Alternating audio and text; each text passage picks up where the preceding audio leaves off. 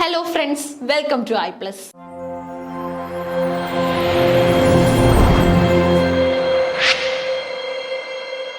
ഇന്നത്തെ ക്ലാസ്സിൽ നമ്മൾ ഡിസ്കസ് ചെയ്യാനായിട്ട് പോകുന്നത് നെറ്റ് ഇംഗ്ലീഷിന്റെ ഡിസംബർ 2024 സൈക്കിളിലുള്ള ക്വസ്റ്റ്യൻ ഡിസ്കഷൻ ആണ്. ഓക്കെ, സോ ക്വസ്റ്റ്യൻസ് ആണ് ഇന്നത്തെ ക്ലാസ്സിൽ നമ്മൾ ഡിസ്കസ് ചെയ്യാനായിട്ട് പോകുന്നത്. 75 ചോദ്യങ്ങളുടെ ക്വസ്റ്റ്യൻ, അതിന്റെ answers plus complete explanation available ആണ്. 76 മുതലാണ് ഇന്ന് നമ്മൾ നോക്കാനായിട്ട് പോകുന്നത്. Which of the given statements are correct? ഇതിന് മുന്നേ ഉള്ള ക്വസ്റ്റ്യനിൽ ക്രൊണോളജിക്കൽ ഓർഡർ ആയിരുന്നു നമ്മുടെ ചോദ്യം. അതിന് മുന്നേ MLA 9th എഡീഷനിൽ വരുന്ന ഇൻകറക്റ്റ് ആയിട്ടുള്ള ഒരു ഓർഡർ നമുക്ക് കണ്ടെത്താനുണ്ടായിരുന്നു. അതിനൊക്കെ ശേഷമാണ് 76ാമത്തെ ചോദ്യത്തിൽ നമ്മൾ എത്തി നിൽക്കുന്നത്. Which of the given statements are correct? Correct statement കണ്ടെത്തുക. കറക്റ്റ് എന്നാണോ ഇൻകറക്റ്റ് എന്നാണോ എന്ന് എപ്പോഴും നോക്കണം കേട്ടോ. Okay, Om Prakash Valmiki's Judan is a novel. Judan represents the Dalit Valmiki community in critical light. Judan enumerates the difficulties of being a Dalit in independent India. Judan was translated into English by Arun Prabha Das. Judan critiques the upper castes. Okay, നോക്കിക്കോ, 5 സ്റ്റേറ്റ്മെന്റുകൾ തന്നിട്ടുണ്ട്. നമ്മുടെ first സ്റ്റേറ്റ്മെന്റിൽ പറയുന്നത് Om Prakash വാൽമീകിയുടെ work ആണ് ജൂതൻ. ആ ജൂതൻ എന്ന work ഒരു novel ആണെന്നാണ്. ഏത് കാറ്റഗറിയാണ്? നോവലാണ്, ഫിക്ഷൻ ആണെന്നാണ് തന്നിരിക്കുന്നത്. ജൂതനാത്തില് ദളിത് വാൽമീകി കമ്മ്യൂണിറ്റിയെ ക്രിട്ടിക്കൽ ലൈറ്റിലാണ് പ്രസന്റ് ചെയ്തിട്ടുള്ളതെന്ന് തന്നിരിക്കുന്നു. ജൂതനാത്തില് നമുക്ക് ദളിതുകൾ അനുഭവിക്കുന്ന ഡിഫിക്കൽട്ടീസ് കാണാനായിട്ട് സാധിക്കും. ജൂതൻ ഇംഗ്ലീഷിലേക്ക് ട്രാൻസ്ലേറ്റ് ചെയ്തത് അരുൺ പ്രഭ ദാസ് ആണെന്നാണ് 4ാം സ്റ്റേറ്റ്മെന്റ്.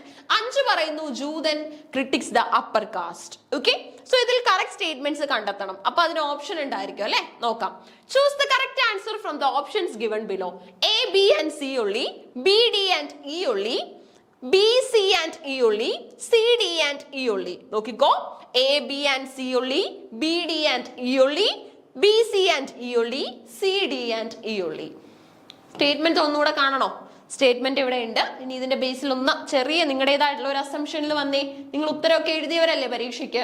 ഇനി അടുത്ത പരീക്ഷയ്ക്കായിട്ട് പ്രിപ്പയർ ചെയ്യുന്നവരുണ്ടെങ്കിൽ കൃത്യമായിട്ട് നോക്കണം. ഇനി അതുപോലെ തന്നെ ഏതെങ്കിലും ഒരു വർക്ക് കാണുമ്പോൾ, അല്ലെങ്കിൽ ഒരു നോവലിന്റെ പേര് കാണുമ്പോൾ, അല്ലെങ്കിൽ ഒരു റൈറ്ററിന്റെ പേര് കാണുമ്പോൾ, ഇയർ ഓഫ് പബ്ലിക്കേഷൻ കാണുമ്പോൾ നമുക്ക് ആ ഉത്തരം അറിയത്തില്ലെങ്കിൽ എന്നെ കൊണ്ട് പറ്റുന്ന പരിപാടിയേ അല്ല ഇതെന്നുള്ള ചിന്തകളൊന്നും വരരുത്. അവിടുന്ന് ആ ഒരു ക്വസ്റ്റ്യൻ കുറിച്ചിട്ട് പഠിക്കണം. ആ ക്വസ്റ്റ്യൻ ഏത് യൂണിറ്റിൽ നിന്ന് വന്നു എന്ന് അടക്കമുള്ള എവിഡൻസുകൾ എടുത്ത് തന്നെ പഠിക്കണം. അങ്ങനെ പഠിച്ചു കഴിഞ്ഞാൽ ഉറപ്പായിട്ട് നിങ്ങൾക്ക് ഒരു വിജയം ഉണ്ടായിരിക്കും. Okay, choose the correct answer from the options given below. C, D and E only. സിയും ഡിയും ഇയുമാണ് കറക്റ്റ് എന്നാ പറഞ്ഞേക്കുന്നത്. അപ്പൊ നമുക്കത് നോക്കണം. ഓക്കെ, സിയും ഡിയും ഇയുമാണ് ശരി. അപ്പൊ എയും എന്താണ് റിമൈനിങ് ആൻസേഴ്സ് ഇല്ലേ, അതായത് എയും ബിയും തെറ്റാണെന്നല്ലേ നമുക്ക് അവിടുന്ന് വരുന്നത്. നോക്കിക്കോ, നമുക്ക് ഇതിന്റെ എക്സ്പ്ലനേഷൻ കൂടെ ഒന്ന് ചെക്ക് ചെയ്യാം. ജൂതൻ എന്ന വർക്ക് കളക്ഷൻ ഓഫ് മെമ്മോഴ്സ് ആണ് കേട്ടോ. അപ്പം ആദ്യത്തെ സ്റ്റേറ്റ്മെന്റിൽ വന്ന തെറ്റതായിരുന്നു. ജൂതൻ എന്ന വർക്ക് ഓം പ്രകാശ് വാൽമീകിയുടെ ആണ് എന്ന് കാണുമ്പോൾ തന്നെ 1ാം സ്റ്റേറ്റ്മെന്റ് ശരിയാണ് എന്നുള്ള രീതിയിൽ ചാടിക്കേറി ഉത്തരത്തിലേക്ക് പോകരുത്. ഓം പ്രകാശ് വാൽമീകിസ് ജൂതൻ അത്രയുമേ പലരും ശ്രദ്ധിക്കത്തുള്ളൂ. അതിനുശേഷമുള്ളത് നോക്കാതെ അങ്ങ് വിടും. അതിനുശേഷമുള്ളതാണ് നോക്കേണ്ടത്. അത് നോവലാണെന്നാ തന്നിട്ടുള്ളത്, നോവലല്ല മെമ്മോയർ ആട്ടോ. അപ്പം ഓം പ്രകാശ് വാൽമീകിയുടെ ജൂതൻ ഈസ് എ നോവൽ എന്ന് പറഞ്ഞാൽ തെറ്റല്ലേ? ഓം പ്രകാശ് വാൽമീകിയുടെ ആണ് ജൂതൻ, നമ്മൾ അത് അക്സെപ്റ്റ് ചെയ്യുന്നു. എന്നാൽ അത് നോവലാണെന്ന് പറഞ്ഞാൽ തെറ്റാണ്, അത് മെമ്മോയർ ആണ്. അപ്പൊ അതുകൊണ്ടാണ് ആ സ്റ്റേറ്റ്മെന്റ് തെറ്റായത്.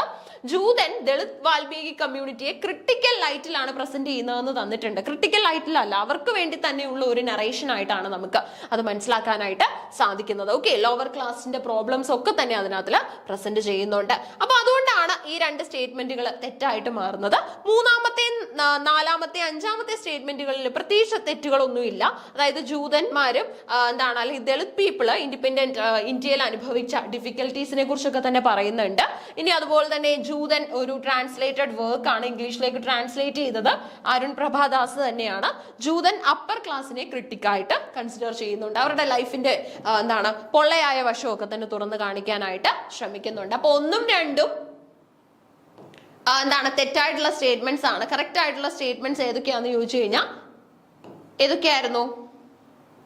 സിയും ഡിയും ഇയും ആണ് കേട്ടോ. സിയും ഡിയും ഇയും. ഓക്കെ, ഈ സ്റ്റേറ്റ്മെന്റ് ചോദ്യങ്ങൾ വളരെ ശ്രദ്ധയോടുകൂടി തന്നെ നോക്കണം കേട്ടോ. Joothan is a collection of memos. ഇപ്പൊ suppose Joothan, Om Prakash Valmiki's Joothan is a collection, എന്താണ്, ഈസ് എ മെമ്മോയർ എന്നോ അല്ലെ കളക്ഷൻ ഓഫ് മെമ്മോയർ എന്നോ വല്ലോ ആയിരുന്നു ഫസ്റ്റ് സ്റ്റേറ്റ്മെന്റ് എങ്കിൽ നമ്മൾ അത് ശരിയായിട്ട് പരിഗണിച്ചേനെ. പക്ഷെ നോവൽ ആയിരുന്നു എന്നാണ് തന്നിരുന്നത്. Joothan is a representative Dalit autobiography. Correct ആണ്. In this book, Om Prakash Valmiki writes about his experience as a Dalit or untouchable in the newly independent India. Judhan refers to the food scraps that have been left on a plate and are either going to the trash or going to animals. Okay? പക്ഷെ ശരിക്കും പറഞ്ഞാൽ ജൂതനാത്തിൽ നമ്മൾ കാണുന്നത് food സ്ക്രാപ്പും കാര്യങ്ങളും ഒക്കെ തന്നെ എന്താണ്, either they are going to the trash or to the animals. അത് ശരിക്കും ഈ ആനിമൽസിനൊക്കെ കിട്ടുന്നുണ്ടോ എന്നൊക്കെയുള്ള കാര്യങ്ങൾ, അതുപോലെ തന്നെ മനുഷ്യരെ മൃഗങ്ങളായി കണ്ടിരുന്ന ഒരു സമൂഹം നമുക്ക് പണ്ടുണ്ടായിരുന്നു. അതിനെയൊക്കെ ക്രിട്ടിക് ചെയ്യാനായിട്ടാണ് ശ്രമിക്കുന്നത്. ഒറിജിനലി പബ്ലിഷ് ചെയ്ത വർഷം നമ്മളോട് ചോദിച്ചു കഴിഞ്ഞാൽ 1997 ജൂതൻ എന്ന ഫേമസ് ആയിട്ടുള്ള നമ്മുടെ ഒരു മെമ്മോയർ അല്ലെങ്കിൽ ഓട്ടോബയോഗ്രഫിക്കൽ വർക്ക് എക്സിസ്റ്റ് ചെയ്യുന്നത്. ഓക്കെ, ഓം പ്രകാശ് വാൽമീകി അനുഭവിച്ച തന്റെ അനുഭവങ്ങളെ കുറിച്ച് തന്നെയാണ് ഇതിനകത്തിൽ പറയുന്നത്. അതുകൊണ്ടാണ് ഓട്ടോബയോഗ്രഫി ആയിട്ട് മാറുന്നത്. റൈറ്റർ തന്റെ അനുഭവം തന്നെ പെൻ ചെയ്യുകയാണെങ്കിൽ ഓട്ടോബയോഗ്രഫിയാണ്. കമലാദാസിന്റെ മൈ സ്റ്റോറി ഒരു ഓട്ടോബയോഗ്രഫി ആണെന്ന് പറയുന്ന പോലെ. ഓക്കെ, ക്ലിയർ ആണല്ലോ. ആ ഒരു വർക്ക് നമ്മൾ കംപ്ലീറ്റ് ചെയ്തു, അല്ലെങ്കിൽ ആ ഒരു ക്വസ്റ്റ്യൻ നമ്മൾ കംപ്ലീറ്റ് ചെയ്തു. Arrange the following in the chronological order of their year of publication. അടുത്ത ക്രോണോളജിയുടെ ചോദ്യം, arrange the following in the correct chronological order of publication. Okay, nation and narration, the dialogic imagination, anthropology and the colonial encounter, discourse on colonialism, orientalism. അപ്പൊ ഇത്രയും work നമുക്കുണ്ട്. ഇതിന്റെ writers ആരാണെന്ന് അറിയുന്നത് നല്ലതാണ്. അടുത്ത പരീക്ഷയ്ക്ക് അങ്ങനെ ചോദിക്കാം. നമ്മുടെ ചോദ്യത്തിന്റെ ലക്ഷ്യം ഇയർ ഓഫ് പബ്ലിക്കേഷൻ അറിയണം എന്നുള്ളതാണ് കേട്ടോ. ഇതിന്റെയൊക്കെ ഇയർ ഓഫ് പബ്ലിക്കേഷൻ അറിയാമെങ്കിൽ നമുക്ക് കറക്റ്റ് ആൻസറിലോട്ട് പോകാൻ പറ്റും. Nation and narration, the dialogic narration imagination, anthropology and the colonial encounter, discourse on colonialism, orientalism. ഏതാണ് കറക്റ്റ് ആയിട്ട് നമുക്ക് എടുക്കാൻ പറ്റുന്നത്? ക്രോണോളജിക്കൽ ഓർഡറിന്റെ ബേസിൽ choose the correct answer from the options given below. DCEAB ഉണ്ടായിരുന്നു, DCBEA ഉണ്ട്, CEBAD ഉണ്ട്, ABCDE ഉണ്ട്. കറക്റ്റ് ആയിട്ട് വരുന്നത് DCBEA ആണ് കേട്ടോ. DCBEA. അപ്പൊ DCBEA എന്ന് പറയുമ്പോൾ D1, C2, B3, ഓറിയന്റലിസം അടുത്തത്, ഓറിയന്റലിസം 4, അഞ്ചാമത് വരുന്നത് nation and narration. Okay, DCBEA. Okay, DCBEA എന്നുള്ള ഓർഡർ ഇത്തരത്തിലാണ് വരുന്നത്.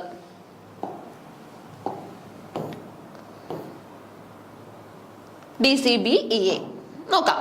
Nation and narration was published in 1990. 1990 Homike Bhabha's Nation and Narration explores the concept of nationhood as a narrative construct, emphasizing that nations are not homogeneous but are formed through a process of cultural hybridity and constant negotiation. Okay, അപ്പം nation and narration publish ചെയ്യുന്നത് 1990 ഹൊമിക്കെ ബാബയുടെ വർക്കാണ്. Okay, nation and narration ആരുടെ വർക്കാണെന്നുള്ള ചോദ്യം വന്നു കഴിഞ്ഞാൽ ഹൊമിക്കെ ബാബയുടെയാണ്. അതേപോലെ തന്നെ എന്താണ് ഇതിനകത്ത് എക്സ്പ്ലോർ ചെയ്യുന്ന കോൺസെപ്റ്റ് എന്ന് പറയുന്നത് നേഷൻഹുഡും അതുപോലെ തന്നെ narrative construct. Nations are not homogeneous but are formed through a process of cultural hybridity. ഇല്ലേ, ഒരു നേഷനും സിമിലർ അല്ല, അല്ലെങ്കിൽ നേഷൻസിന്റെ ഇടയിൽ തന്നെ നമുക്ക് കൾച്ചറൽ ഹൈബ്രിഡിറ്റി അതുപോലെ തന്നെ ഡിഫറൻസസ് ഒക്കെ കാണാൻ പറ്റും. ഒരുപാട് വ്യത്യാസങ്ങൾ നിറഞ്ഞത് തന്നെയാണ് നമ്മുടെ സമൂഹം എന്ന് പറയുന്നത്. And constant negotiation. സോ ഒരു അഡ്ജസ്റ്റ്മെന്റിന്റെയും അതുപോലെ തന്നെ ഒരു കോപ്പറേഷന്റെയും give respect and take respect അടക്കമുള്ള പ്രിൻസിപ്പിളുകളുടെയും ബേസിലെ ഒരു നേഷൻ എക്സിസ്റ്റ് ചെയ്യാനായിട്ട് പറ്റും, നേഷൻ സ്റ്റേറ്റിന്. അതിനെക്കുറിച്ച് ഹോമിക്കെ ബാബ നേഷൻ ആൻഡ് നറേഷനിൽ പറയുന്നു. ഇയർ ഓഫ് പബ്ലിക്കേഷൻ 1990 ആണ്.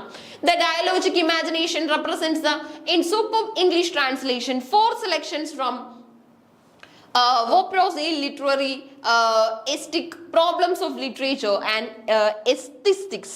Okay, published in Moscow in 1957. The volume also contains a lengthy introduction to Bakhtin and his thought and a glossary of terminology. ഒരു collection book ആണ് ശരിക്കും ഡയലോജിക് imagination എന്ന് പറയുന്നത് കേട്ടോ. ഡയലോജിക് ഇമാജിനേഷന്റെ പ്രത്യേകത എന്താണ്? അതൊരു കളക്ഷൻ ആണ്. ഓക്കെ, അപ്പൊ ഇതിനകത്തുള്ള കുറച്ച് കളക്ഷൻസും അതുപോലെ തന്നെ ഇൻട്രൊഡക്ഷനും ഒക്കെ തന്നെ ഡെഡിക്കേറ്റ് ചെയ്തിട്ടുള്ളത് ഭക്തിന് വേണ്ടിയാണ്. നമ്മുടെ മിക്കാൽ ഭക്തിന് വേണ്ടി ഡെഡിക്കേറ്റ് ചെയ്തിട്ടുള്ളതായ ഐഡിയാസ് ഒക്കെയാണ്. ഓക്കെ, ഡയലോജിക് ഇമാജിനേഷന്റെ ഭാഗമായിട്ട് കുറെ ടേംസ് ഒക്കെ നമുക്ക് കിട്ടും. Anthropology and the Colonial Encounter 1973. Anthropology and the Colonial Encounter is a book by Talal Asad. Year of publication കണ്ടല്ലോ 1973. ഇത് 75 ആണ്.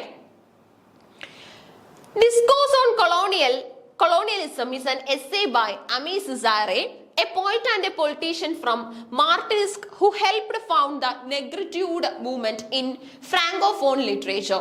Cesare first published the essay in 1950 in Paris with Editions Reclaim, a small publisher associated with the French Communist Party. Okay, അപ്പം നമ്മുടെ discourse on colonialism എന്ന essay Ami സിസാരയുടെ ആണ്. ഇതിന്റെ പ്രത്യേകത എന്ന് പറയുന്നത് വളരെ ഫേമസ് ആയിട്ടുള്ള എസ്സേ ആണ്. പബ്ലിഷ് ചെയ്ത വർഷം 1915 ഒരുപാട് ഇമ്പോർട്ടന്റ് ഐഡിയാസ് നമുക്ക് അതുമായിട്ട് ബന്ധപ്പെട്ട് കാണാൻ പറ്റും. ഓറിയന്റലിസം നമ്മുടെ എഡ്വേർഡ് സെയ്ദിന്റെ എസ്സേ ആണ്. ഇത് വളരെ ഈ കൂട്ടത്തിൽ ഏറ്റവും ഇമ്പോർട്ടന്റ് തന്നെയാണ്. നേഷൻ ആൻഡ് നറേഷൻ, ഹൊമിക്കെ ബാബയുടെ നേഷൻ ആൻഡ് നറേഷനും അതുപോലെ തന്നെ നമ്മുടെ സെയ്ദിന്റെ ഓറിയന്റലിസവും. ഓക്കെ, ഇതിന്റെ പ്രത്യേകത എന്താണെന്ന് ചോദിച്ചു കഴിഞ്ഞാൽ രണ്ട് ഐഡിയാസിനെ കുറിച്ച് പറയുന്നുണ്ട്. ഒന്ന് ഓക്സിഡൻസ് ആണ്. ഓക്കെ, ഓക്സിഡൻസ് ആരാന്ന് ചോദിച്ചു കഴിഞ്ഞാൽ നമ്മുടെ വെസ്റ്റ് ഇംഗ്ലീഷ് നേഷൻസ് ആണ് ഇതിനകത്ത് വരുന്നത്. ഇനി നമ്മുടെ ഏഷ്യൻ പ്ലേസസ് അല്ലെങ്കിൽ ഏഷ്യൻ കോണ്ടിനെന്റിൽ വരുന്ന നമ്മുടെ ഓറിയൻസ് വരുന്നുണ്ട്. ഓറിയൻസ് എന്ന് പറയുമ്പോൾ നമ്മുടെ ഈസ്റ്റിലെ ആൾക്കാരാണ്. അപ്പൊ നമ്മുടെ ഓറിയന്റ് വേഴ്സസ് ഓക്സിഡന്റ് ആണ് ഇവിടെ കാണുന്നത്. വെസ്റ്റും ഈസ്റ്റും തമ്മിലുള്ള കോമ്പീറ്റൻസ് ആണ്. വെസ്റ്റ് എപ്പോഴും അവരുടെ അതോറിറ്റി മെയിൻറ്റെയിൻ ചെയ്യാനായിട്ട് ശ്രമിക്കുന്നു, ഈസ്റ്റിനെ താഴേക്ക് ആക്കാനായിട്ട് ശ്രമിക്കുന്നു. ആ ബുദ്ധിമുട്ടുകൾ നമുക്ക് ഇവിടെ കാണാൻ പറ്റും. In which he establishes the term orientalism, a critical concept to describe the western world's commonly contemptuous depiction and portrayal of the eastern world, that's the orient. Western വേൾഡിന്റെ ലെങ്സിലൂടെ നോക്കിക്കഴിഞ്ഞാൽ നമ്മുടെ ഈസ്റ്റേൺ വേൾഡ് എന്ന് പറഞ്ഞാൽ ഒരുപാട് ലിമിറ്റേഷൻസ് ഉള്ളതാണ്. അങ്ങനെ ഒരു രീതി തന്നെയാണ് ശരിക്കും പറഞ്ഞാൽ ബ്രിട്ടീഷേഴ്സ് അടക്കം ഇന്ത്യ കൊളോണിയലൈസ് ചെയ്യാനായിട്ട് വന്ന ബ്രിട്ടീഷേഴ്സ് അടക്കം അത്തരത്തിലൊരു നയമാണ് ഇറക്കുന്നത്. അല്ലെ, നിങ്ങൾക്ക് ഒരുപാട് കുറവുകളുണ്ട്, നിങ്ങളുടെ സ്റ്റേറ്റസും നിങ്ങളുടെ ലാംഗ്വേജും നിങ്ങളുടെ കൺട്രിയും ഒന്നും പോരാ, ഞങ്ങളെ പോലെ കോപ്പി ചെയ്ത് കഴിഞ്ഞാൽ, ഞങ്ങളെ പോലെ ഇമിറ്റേറ്റ് ചെയ്യാൻ ശ്രമിക്കുന്നതാണ് നിങ്ങളുടെ ഭാവിക്ക് നല്ലത് എന്നുള്ള ഉദ്ദേശങ്ങളൊക്കെ നമുക്ക് അവിടെ കിട്ടും. ഓക്കെ, സോ അത്തരത്തിലുള്ള വളരെ ഫേമസ് ആയിട്ടുള്ള വർക്കാണ്. അങ്ങനെ നമ്മൾ അതിനുള്ള ഉത്തരം കണ്ടുപിടിച്ചു. ഇപ്പം റൈറ്റേഴ്സിനെയും അതുപോലെ തന്നെ വർക്കിന്റെ പേരും ഇയർ ഓഫ് പബ്ലിക്കേഷനും ഒക്കെ ഇപ്പൊ നിങ്ങൾക്ക് അറിയാം. 78ാമത്തെ ചോദ്യം നമുക്കൊന്ന് പരിശോധിക്കണം. The author of the Politics of Translation and translator of Mahashweta Devi's Stanadayini is.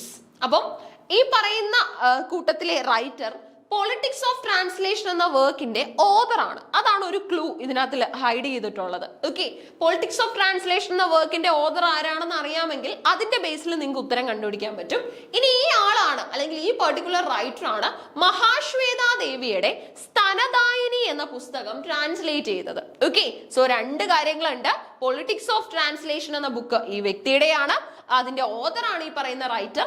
അതുപോലെ തന്നെ നമ്മുടെ മഹാശ്വേത ദേവിയുടെ സ്തനദായിനി എന്ന പുസ്തകം ട്രാൻസ്ലേറ്റ് ചെയ്തു. ആരാണത്? ഹോമി ബാബ, ജുംബ ലാഹിരി, ഗായത്രി സി സ്പിവോക്ക്, ഗായത്രി ചക്രവർത്തി സ്പിവോക്ക്, തേജസ്വിനി നിരഞ്ജന. നോക്കിക്കോ, ഹോമിക്കെ ബാബ, ജുംബ ലാഹിരി, സ്പിവോക്ക്, അതുപോലെ തന്നെ നമ്മുടെ Tejaswini Niranjana.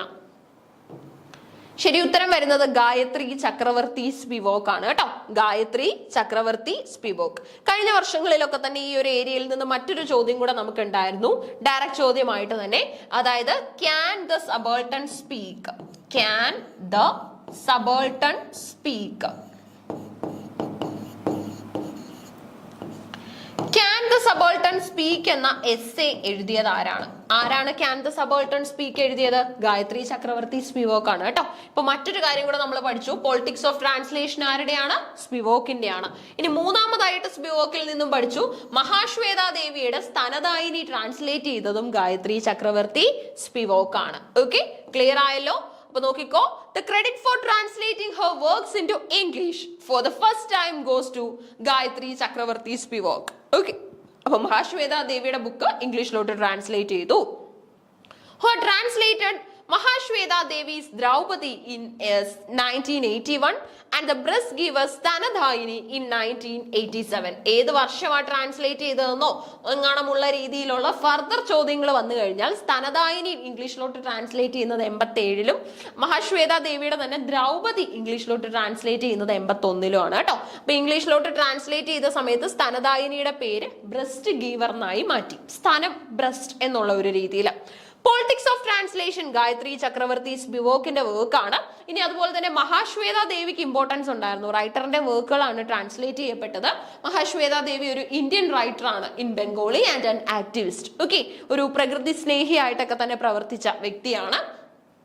Her notable literary works include Hajar, Chureshkar, Ma, Rudali and Arayar Adikar. Okay, ഈ റുഡാലി നിങ്ങൾ കേട്ടിട്ടുണ്ടാവും. റുഡാലി വളരെ ഫേമസ് ആയിട്ടുള്ള മഹാശ്വേത ദേവിയുടെ ഒരു പുസ്തകമാണ്. ഹജർ, ചുറാഷിർ, മാ, റുഡാലി ആൻഡ് അറയങ് അഡിക്കർ ബംഗാളി ലാംഗ്വേജിലുള്ള വർക്കുകളാണ്. ഓക്കെ, പേരുകളിൽ നിന്ന് തന്നെ നമുക്ക് മനസ്സിലാക്കാൻ പറ്റും. ഇനി ഓപ്ഷനിൽ നമുക്ക് ഹോമി കെ ബാബ, ഹോമി കർഷദി ബാബ ഉണ്ട്. ഒരു ഇന്ത്യൻ സ്കോളർ ആണ്, ക്രിട്ടിക്കൽ തിയറിസ്റ്റ് ആണ്. He is the Anne F. Rodenberg Professor of Humanities at Harvard University. Gayatri Chakravorty Spivak നമ്മുടെ ഫേമസ് ആയിട്ടുള്ള ഇന്ത്യൻ സ്കോളർ ആണ്, ലിറ്റററി തിയറിസ്റ്റ് ആണ്, നല്ലൊരു ഫെമിനിസ്റ്റ് ക്രിട്ടിക് കൂടെയാണ്. ക്യാൻ ദ സബോൾട്ടൺ സ്പീക്ക് എന്ന പുസ്തകം എപ്പോഴും ഓർമ്മയിൽ ഉണ്ടാവണം. അതുപോലെ തന്നെ നമ്മുടെ Edward സെയ്ദിന്റെ ഓറിയന്റലിസവും can the subaltern speak എന്ന നമ്മുടെ ഗായത്രി ചക്രവർത്തി സ്പിവോക്കിന്റെ പുസ്തകമൊക്കെയാണ് 8ാം യൂണിറ്റ് ആയിട്ടുള്ള ലിറ്റററി ക്രിറ്റിസിസത്തിൽ നിന്ന് പലതവണയായിട്ട് ചോദ്യപേപ്പറിൽ കണ്ടിട്ടുള്ളത്. Nilanjana Sudesha Jumba Lahiri is a British American author known for her short stories, novels, essays in English and more recently in Italian. Okay, share. അപ്പോൾ ശരി ഉത്തരം കിട്ടിയിട്ടുണ്ടല്ലോ. നല്ലൊരു ചോദ്യമായിരുന്നു. Highly standard ചോദ്യങ്ങളുടെ കൂട്ടത്തിൽ ഉൾപ്പെടുത്താൻ പറ്റിയ ഒരു ചോദ്യമായിരുന്നു 78ാമത്തെ ചോദ്യം.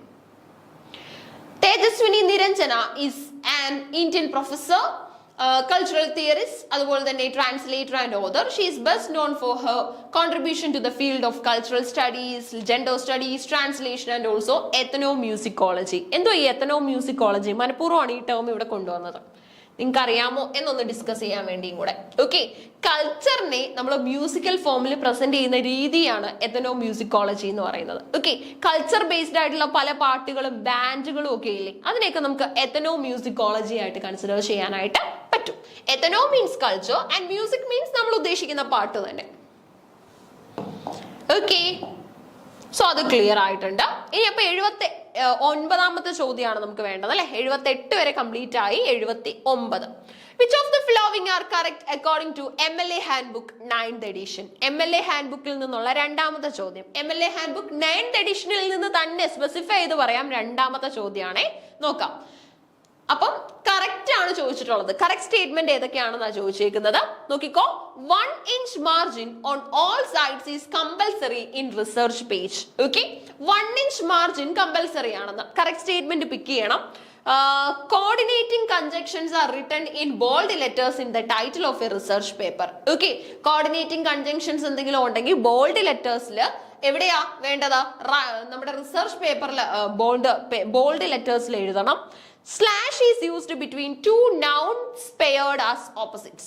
രണ്ട് നൗൺസ് ഓപ്പോസിറ്റ് ആയിട്ടുള്ള രണ്ട് നൗൺസ് അടുത്തടുത്ത് വരികയാണെങ്കിൽ അവിടെ മാത്രമാണ് നമ്മൾ സ്ലാഷ് ഉപയോഗിക്കേണ്ടത്. നൗണുകൾ ഉണ്ടല്ലോ, നമ്മൾ പറയുന്ന പേരുകൾ അതുപോലെ തന്നെ കളേഴ്സ്. ഇപ്പൊ ബോയ് ആൻഡ് ഗേൾ നൗൺ ആണ്, ഓപ്പോസിറ്റ് ആയിട്ടാണ് സ്റ്റേറ്റ് ചെയ്യുന്നത്. ബോയുടെ ഗേൾ ആണ് ഓപ്പോസിറ്റ്, സ്ലാഷ് ഉപയോഗിക്കാം. For example boy or girl, sir or madam എന്നൊക്കെ ഉപയോഗിക്കാനായിട്ട്. ഹാങ്ങിങ് indent is the work cited entry is half inches. Okay, ഹാങ്ങിങ് ഇൻഡെന്റിന്റെ കേസിൽ work cited entry half ഇഞ്ചസിലായിരിക്കണം. Subordinating conjunctions are not written in bold letters in the title of the research paper. എന്താണ്? Subordinating conjunctions are not written in bold letters.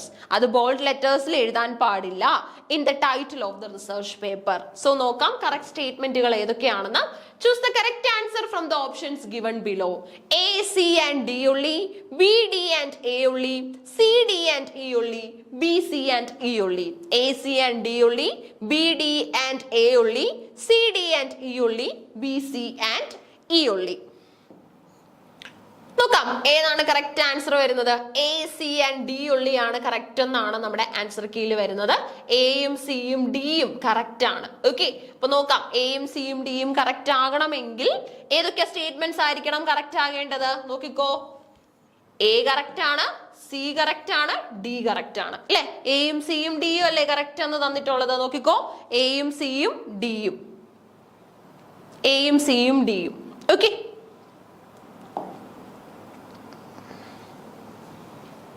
അപ്പം A correct, C correct, D correct. തെറ്റ് ഏതൊക്കെയാ? B തെറ്റാണ്, E തെറ്റാണ് അല്ലെ? അപ്പം 1 inch margin all sides compulsory ആണ് research പേജിൽ, അത് കറക്റ്റ് ആണ്. Coordinating and conjunctions written in bold letters വേണ്ട, സാധാരണ ലെറ്റേഴ്സിൽ തന്നെ എഴുതാനായിട്ട് പറ്റും. അപ്പൊ ഇത് തെറ്റാണ്. Slash is used between 2 nouns. Okay, paired as opposite, sir or madam, boy or girl എന്നൊക്കെ പറയാനായിട്ട് നമുക്ക് സ്ലാഷ് ഉപയോഗിക്കാൻ പറ്റും. അടുത്തതോ, ഹാങ്ങിങ് indent in the work cited entry എത്ര ഇഞ്ചസിലായിരിക്കണം? ഹാഫ് ഇഞ്ചസിൽ തന്നെ ആയിരിക്കണം. കറക്റ്റ് ആണ്. Subordinating conjunctions R not written in bold letters. അതങ്ങനെയല്ല, നമ്മൾ എങ്ങനെയായിരിക്കണം എഴുതേണ്ടത്? Written in bold letters, not written അല്ല, written in bold letters of the research paper. Subordinating conjunctions എന്തെങ്കിലും വരുന്നുണ്ടെങ്കിൽ ഹൈലൈറ്റ് ചെയ്യാനായിട്ട് നമ്മൾ ബോൾഡ് ലെറ്റേഴ്സിൽ തന്നെ എഴുതുക. അപ്പൊ തെറ്റായിട്ടുള്ളത് ബിയും തെറ്റാണ്, അതുപോലെ തന്നെ ഇയും തെറ്റാണ്. അങ്ങനെയാണെങ്കിൽ ശരി ഏതൊക്കെയാണ്? എ ശരിയാണ്, സി ശരിയാണ്, ഡി ശരിയാണ്. ഓക്കെ, ഈസി അല്ലേ? സോ നമുക്ക് ഓപ്ഷൻസ് വെച്ച് ഇപ്പൊ ഈസിയാണ്, കാരണം കൃത്യമായിട്ട് ആൻസർ അതുപോലെ തന്നെ അതിന്റെ ഐഡിയ വരുമ്പോൾ നമുക്ക് ഈസിയാണ്. പക്ഷെ പെട്ടെന്ന് ഇങ്ങനെ ഒരു ചോദ്യം കിട്ടിക്കഴിഞ്ഞാൽ അതിനെ എങ്ങനെ നേരിടണം എന്നൊക്കെ ഒന്നറിയണം. എല്ലാ കാര്യങ്ങളും കൂടെ ഇപ്പം MLA 9th റൂൾസ് ജസ്റ്റ് ഒരു അരമണിക്കൂർ ഇരുന്നൊന്ന് വായിച്ചു നോക്കാമെങ്കിൽ തന്നെ നിങ്ങൾക്ക് ബൈഹേർട്ട് ചെയ്ത് മനസ്സിലാക്കി വെക്കാൻ പറ്റും. കാണാതെ പഠിക്കണ്ട, എന്നാൽ പോലും ഒരു ലോജിക്കൂടെ ഒക്കെ ഒന്ന് ഉപയോഗിച്ച് കഴിഞ്ഞാൽ വലിയ ബുദ്ധിമുട്ടില്ലാതെ ആ ഒരു ചോദ്യങ്ങൾ നമുക്ക് ചെയ്യാൻ പറ്റും. ഒരുപാട് ബുദ്ധിമുട്ടിക്കത്തില്ല. ഓക്കെ, അതാണ് ആ ഒരു ചോദ്യത്തിന്റെ പ്രത്യേകത. There is nothing outside the text is a statement by. ടെക്സ്റ്റിന് പുറത്തൊന്നുമില്ല, എല്ലാം ടെക്സ്റ്റിനുള്ളിൽ തന്നെയുണ്ട്. Text is important, text is the prime important thing എന്ന സ്റ്റേറ്റ്മെന്റ് ആരുടേതാണ്? Victor Shklovsky, Jacques Derrida, Roland Barthes, Ferdinand de Saussure. ഇവർ 3 പേരും ക്രിട്ടിക്സ് ആണ്. എന്നാൽ ഈ പറഞ്ഞ സെഷൂർ ലിംഗ്വിസ്റ്റ് ആണ്. ഓക്കെ, ലിംഗ്വിസ്റ്റ് കം ക്രിട്ടിക് ആണ്, എന്നാലും ലിംഗ്വിസ്റ്റ് എന്ന് തന്നെ വിശേഷിപ്പിക്കുന്നതായിരിക്കും കറക്റ്റ്.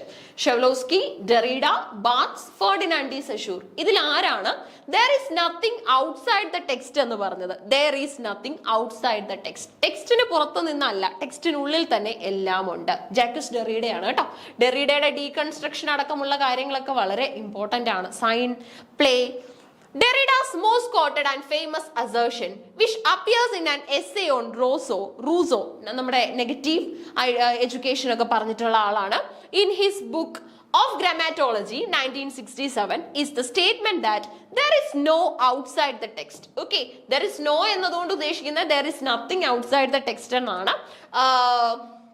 വിക്ടർ ബോറിസ് ഷെവ്ലോസ്കി നമുക്കുണ്ട് അല്ലെ. അപ്പൊ നോക്കിക്കോ, there is nothing outside the text എന്ന് പറഞ്ഞത് ഡെറീഡയാണ്. ഡെറീഡയുടെ പുസ്തകമായ ഓഫ് ഗ്രാമറ്റോളജിയിലാണ് അങ്ങനെ പറഞ്ഞത്. 1967 അത് പബ്ലിഷ് ചെയ്യപ്പെട്ടു. സോ നമ്മുടെ റൂസോയ്ക്കുള്ള ഒരു അസേർഷനകത്തായിരുന്നു അദ്ദേഹം അങ്ങനെ സ്റ്റേറ്റ് ചെയ്തത്.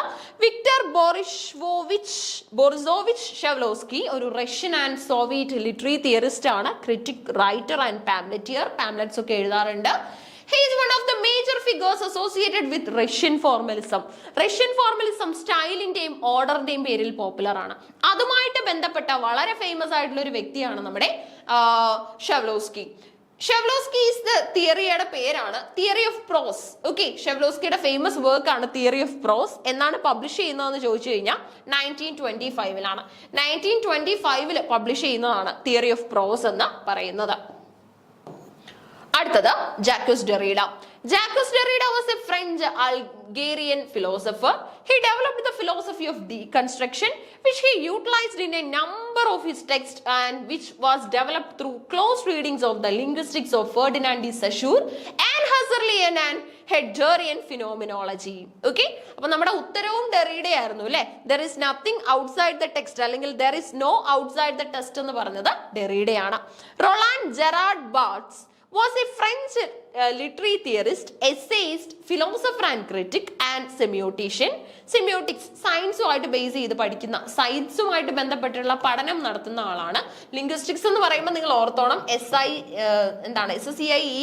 സയൻസ് അല്ല, ശാസ്ത്രമല്ല, ചിഹ്നങ്ങൾ എന്നുള്ള സൈൻ ആണ് നമ്മൾ ഉദ്ദേശിക്കുന്നത്. His work engaged in the analysis of A variety of science systems mainly derived from western popular culture. Western popular കൾച്ചറിൽ നിന്നൊക്കെ ഒരുപാട് ഇൻഫ്ലുവൻസ്ഡ് ആയിട്ട് ചെയ്യാനായിട്ടും അതുപോലെ തന്നെ കോൺട്രിബ്യൂട്ട് ചെയ്യാനായിട്ടും ഒക്കെ ആർക്ക് സാധിച്ചിട്ടുണ്ട്? നമ്മുടെ സെഷൂറിന് സാധിച്ചിട്ടുണ്ട്. Ferdinand de Saussure was a Swiss linguistics. Okay, സഷൂറിന്റെ ബാറ്റ്സിന് സാധിച്ചിട്ടുണ്ട്. സഷൂറിനെ കുറിച്ച് പറയാനാണെങ്കിൽ ഒരു സ്വിസ് ലിംഗ്വിസ്റ്റ് ആണ്, സെമിയോട്ടീഷ്യൻ ആണ്, ഫിലോസഫർ ആണ്. His ideas laid a foundation for many significant developments both in linguistics and semiotics in the 20th century. 20th century linguistics and semiotics ആയിട്ടൊക്കെ ബന്ധപ്പെട്ട് ഒരുപാട് പ്രവർത്തനങ്ങൾ നടത്താനൊക്കെ സാധിച്ച ഒരു വ്യക്തി കൂടെയാണ് നമ്മുടെ സഷൂർ. അപ്പൊ നോക്കിക്കോ, there is nothing outside the text is a statement by Derrida to Rousseau in his book of Dramatology published in 1967. Okay, complete idea about Derrida and his ideas work. അപ്പൊ നമ്മൾ 80 ക്വസ്റ്റ്യൻ കംപ്ലീറ്റ് ചെയ്തു. 81ാമത്തെ ചോദ്യം കൂടെ നമുക്ക് attempt ചെയ്യാം. Who among the following was not a member of the Bloomsbury group? Bloomsbury ഗ്രൂപ്പിന്റെ member അല്ലാത്തത്. Who among the following was not a member? Member എന്നല്ല, not a member. ബ്ലൂംസ്ബറി ഗ്രൂപ്പിൽ ഇൻക്ലൂഡഡ് അല്ലാത്തത് ആരാണ്? അല്ലാത്തത് എന്നുള്ളതാണ് ഫോക്കസ് കൊടുക്കേണ്ടത്.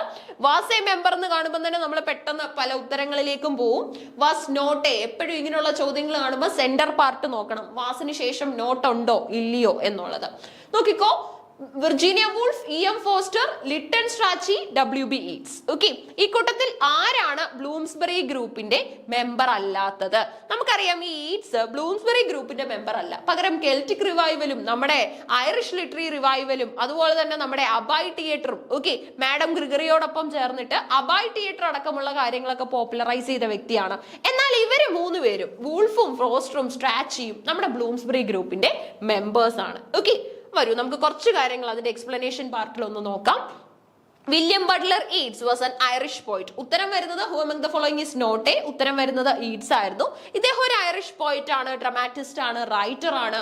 One of the foremost figures of the 20th century literature. Abbey തിയേറ്ററുമായിട്ട് ബന്ധപ്പെട്ടത് ആരാണെന്ന് ചോദിച്ചാൽ നമുക്ക് ഇതിന് ഉത്തരം കൊടുക്കാൻ പറ്റും. He was a driving force behind the Irish literary revival. Striking point ആണ്.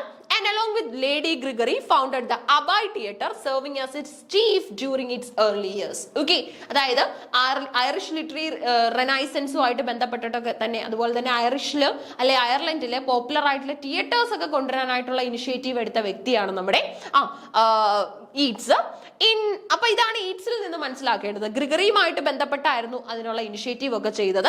ഇനി നമ്മുടെ പോപ്പുലർ ആയിട്ടുള്ള ഈ ഒരു ഗ്രൂപ്പ് ബ്ലൂംസ്ബറി ഗ്രൂപ്പ് എന്താന്ന് ചോദിച്ചു കഴിഞ്ഞാൽ in 1905 a group of writers, artists and intellectuals began to meet at the London home of the artist Vanessa Bell and her writer sister Virginia Woolf. അതായത് ആർട്ടിസ്റ്റ് ആയിട്ടുള്ള Vanessa ബെല്ലിന്റെയും Vanessa ബെല്ലിന്റെ സഹോദരിയായിട്ടുള്ള Virginia wolf ഒരു popular ആയിട്ടുള്ള എഴുത്തുകാരിയാണ് അല്ലെ. So ഇവരുടെ ഹൗസിൽ constant ആയിട്ട് ആൾക്കാർ meet ചെയ്യാനായിട്ട് തുടങ്ങി. അതായത് ഒരേ അഭിരുചിയുള്ള ഒരേ താല്പര്യങ്ങളുള്ള ആൾക്കാർ ഇവരുടെ ഹൗസിൽ കണ്ടിന്യൂസ് ആയിട്ട് മീറ്റ് ചെയ്യാൻ തുടങ്ങി 1905 മുതൽ. They shared ideas, supported each other's creative activities and formed close friendship. അങ്ങനെ ഇവർ ഒരു യൂണിയൻ എസ്റ്റാബ്ലിഷ് ചെയ്യാനായിട്ട് തുടങ്ങി. അവരൊരു പേര് വിട്ടു. ആ ഒരു യൂണിയൻ അവരിട്ട പേരാണ് Bloomsbury group. Some of the core members of Bloomsbury group include Virginia Woolf, Leon Woolf, Vanessa Bell, Clive Bell, John Maynard Keynes, Roger Fry, Forster, Strachey, അതുപോലെ തന്നെ നമ്മുടെ സർ ഡെസ്മോൺ കാക്കാത്തി, അതുപോലെ തന്നെ നമ്മുടെ ഡങ്കൻ ഗ്രാൻഡ്. ഓക്കെ, ഈ ഡെസ്മോൺ കാക്കാർത്തി അതുപോലെ തന്നെ ഡെൻമോൺ ഗ്രാൻഡും ഒക്കെ അത്രത്തോളം നിങ്ങളുടെ ഇടയിൽ പരിചയമുള്ള പോപ്പുലർ ആയിട്ടുള്ള റൈറ്റേഴ്സ് ആണോ, നിങ്ങൾക്ക് അറിയാവുന്നതാണോ എന്ന് സംശയമുണ്ട്. അതുകൊണ്ട് തന്നെ അറിയാത്ത ആൾക്കാർ ആ ഒരു ഗ്രൂപ്പിലുള്ള ആൾക്കാരുടെ എല്ലാം പേരൊന്ന് എഴുതി വെച്ചോളൂ. ഇനി ഇവരുടെയൊക്കെ പേര് തന്നിട്ട് is this A member of Bloomsbury group എന്ന് ചോദിച്ചു കഴിഞ്ഞാൽ നമ്മൾ അടുത്ത പരീക്ഷയ്ക്ക് ഉത്തരം എഴുതും.